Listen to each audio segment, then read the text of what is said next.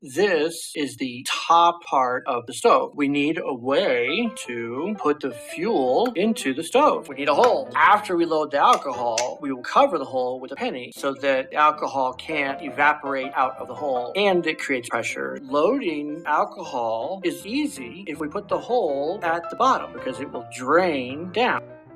I'm taking the coin, I'm pushing, I'm going to scratch it and score it. Now I'm trying to score it right in the middle. The average of my attempts will create a circle. So let's take a look at what we've got here. Can you see that there's scratches? So already starting to form a circle. The size of that circle is the size of this coin. What we're looking for is it will feel right because I'm creating grooves or scores all over the bottom of this can. The majority of the scores will converge. There will be a ridge that's exactly the size of the coin for the coin to fall into. Pour the alcohol into the basin, cover the holes, pour some more alcohol on top of it. So we want this coin to actually be a stopper, to actually seal this basin. What we're doing by creating this ridge for the coin to rest in is helping to seal it. This is not something you can see as easily as I can feel it. There is now a groove in certain areas. The way I can feel it is right there.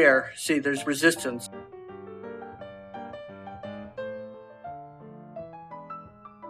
There. Can you... I'm trying to pull this towards me, and it's not moving. There we go. Because there's a groove. There's the groove. Okay. Now we need 3 holes. You can see basically where the center is, right? It's the part that's not as scored as the rest of the bottom. So we're going to put 3 holes in the middle. So instead of putting 1 perfectly concentric, I try and put 3 in a triangle around the actual center. So I try and find the actual center, and then I move off a little bit. Here is my hammer. This tapers more gently. I'm going to use this to widen the hole. Yeah, I need 3 of them to fit under the coin. By having more than 1, it makes it easier for liquid to go down while air comes out. That's all. So there you go. Covers it. Nice.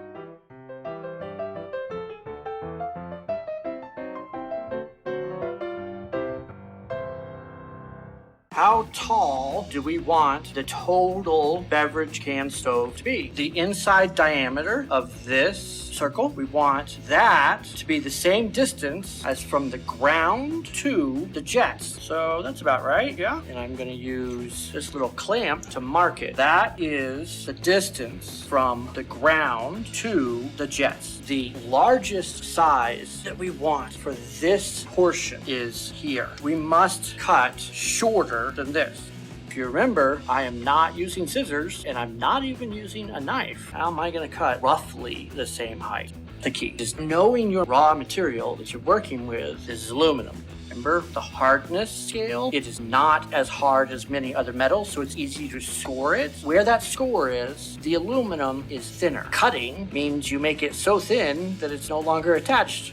If I had a book, I would use it right now. I want the line, wherever I cut, to be the same height all the way around. To make a line on the can, I can do this. You see how that would leave a line? This plastic box is a fixed height. If I had a book that was thicker than this, then I could put it under page 216, or if I want it a little lower, I could put it under page 252. The book becomes somewhat of a precision instrument by inserting it in the pages. It would keep it from moving, including from moving in this direction, which is the most difficult part. I don't think that this will score it very well, but I'm gonna give it a shot. Notice that it deforms the can. That makes the line not straight. It's not sharp enough to score it, so I'm going to need a different tool. My hand's getting tired. When I was thinking about making this with very few tools, this is the exact procedure that I was most concerned about. I could open this further, but that would ruin the safety pin. Honestly, because this is my only safety pin, I don't want to ruin it. You know, I am disabled, poor, and homeless. Ruining a safety pin is not within my budget. Okay, good. That's what we're going to do. So you see the score here?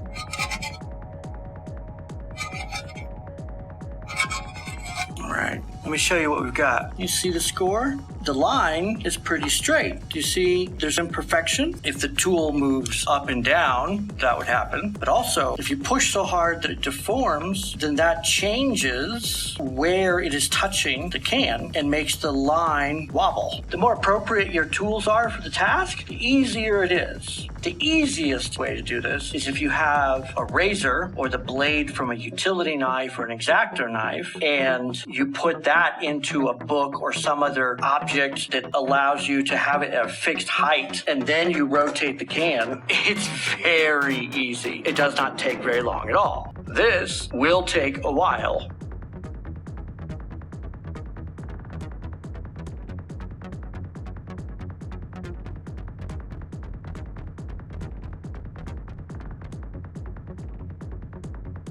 We are not going to cut all the way through the can with this safety pin. We're going to score it enough that the can at this scored point will literally tear.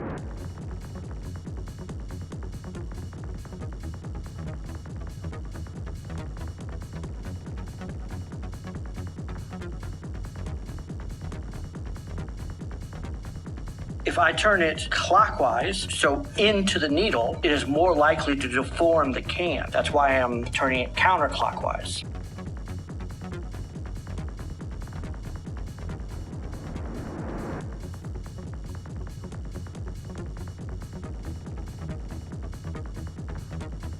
I've had to do this on surfaces that were absolutely not flat, like while camping. That sucks.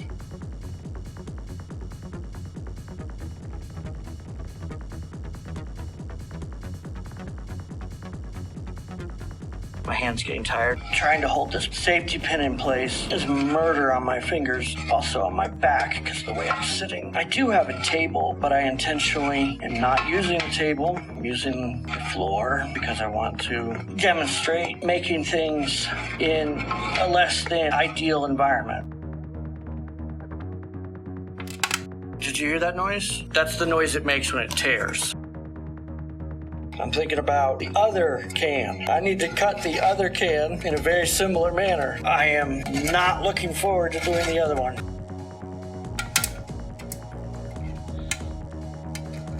That's a good sign, the way that was sticky, so to speak.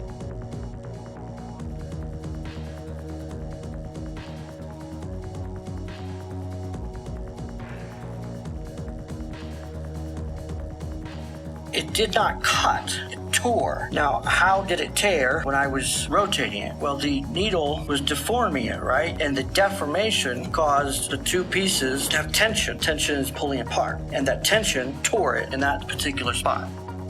Just work with me, people. Come on. Come on, Ken. Come on. Come on. Come on. Right there. You want to tear. I know you do. Here we go. Here's a nice big tear. This better come out on video. See the tear? There we go. See, I'm just tearing it apart. But this spot right here is not wanting to tear because the aluminum is not grooved as much as the other side. So I'm going to go in the other direction. Come on. This thumb is tingly. Not good. Does not feel right. There we go. Once you get the tear going, it's much easier because you can pull the two pieces farther apart, which puts more tension. That tension is what tears it. There we go. If you can't tell, I'm twisting it a little bit. There we go. Look at that. Look at it. Come on. There we go. Did you hear that? That was very much a tear. That was very much a tear. And, yeah. Oh, looking good. So close. Do-do-do. Do-do-do. Do-do-do-do. Whoa, yeah. Woo. How long did that take me? 14 hours? Holy crap. This particular recording says 1 hour. Oh, but it sure feels that way. Let's take a look at my fingers here. This is aluminum oxide. Can you see how parts of the can are a little shinier? This very, very shiny part is aluminum, the element aluminum. But in not very long, it will turn into aluminum oxide. It will oxidize. While rust on iron is bad, makes it more brittle, for aluminum, it actually makes it more durable. I didn't put on my gloves. That was a mistake. I need 31 days of rent support. Let's end my homelessness, cure my disability, and return me to self-sufficiency. Be pro-social. Join Patreon. Become a member of my YouTube channel.